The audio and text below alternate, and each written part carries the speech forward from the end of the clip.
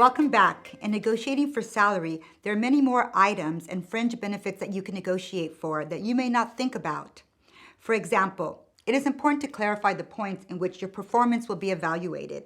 And let me tell you why this is so important. I was teaching a negotiation program in a large corporation, and they wanted to learn how to salary negotiate. So the leader there said it was fine, I can teach them that. However, they needed to have someone from human resources present in order to answer any questions. So human resource representative came in, and when we were speaking about salary negotiation, the human resource representative made it very clear that women or people in that company did not get promoted based on their performance. They did not get promoted based on their job and how well they did it. They were supposed to already do a good job. When we hire them, they said, you're already supposed to do a great job. You get promoted based on whether or not you do an additional job besides yours. In other words, bring additional value besides your own position. And when I went and asked other human resource representatives from different organizations if that was also the case, they said, absolutely. People are already supposed to do an amazing job.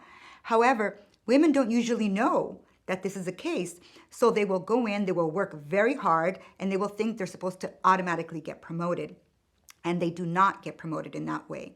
So make sure that you negotiate how you will be evaluated, how you can negotiate your next promotion.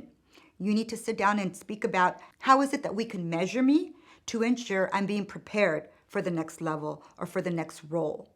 You can negotiate an additional role before you even apply for it because you want to make sure that you're preparing yourself for it. I have students who do this all the time, and it is possible. Another important element of negotiating when you're negotiating salary is that you actually negotiate your exit when you're negotiating your salary.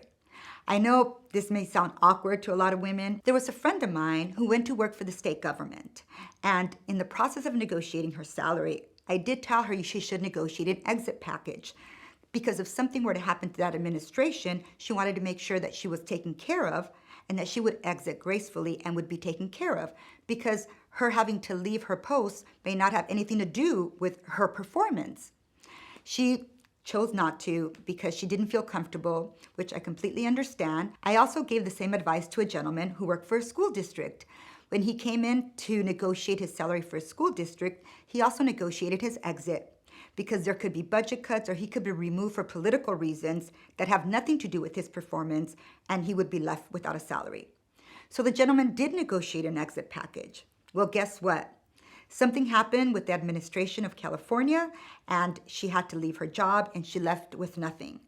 And something happened with the school district of the gentleman, and he left his job, and he left with a very, let's just say, comfortable package because he negotiated his exit package when he negotiated his salary. Another element when you negotiate your salary is to negotiate early performance reviews.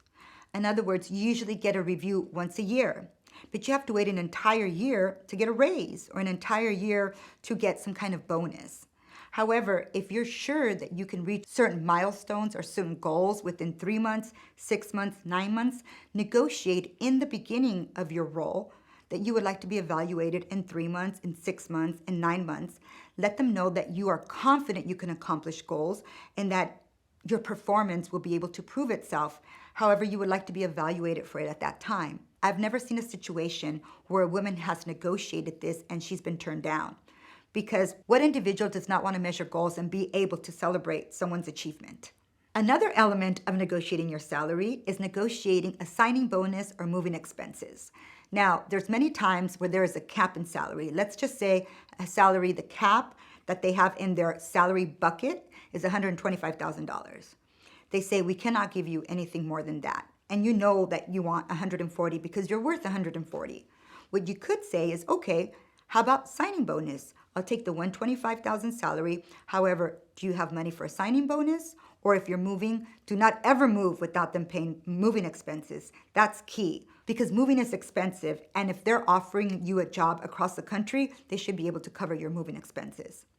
But make sure you negotiate that signing bonus if it's not part of your salary. I have one of my students who took a negotiation of a salary they offered her for $140,000, she ended up walking out with a package of $280,000. The way she did that is she negotiated her salary to the highest amount they were able to offer. She then negotiated a signing bonus. She negotiated moving expenses. She negotiated an additional 10% that they're paying into her 401k, and I don't know, so many other things. She took every element of the negotiation and she picked out and she added a percentage to that. And when they asked her, well, why should we give you all this? She had a plan ready about what she was going to deliver to them.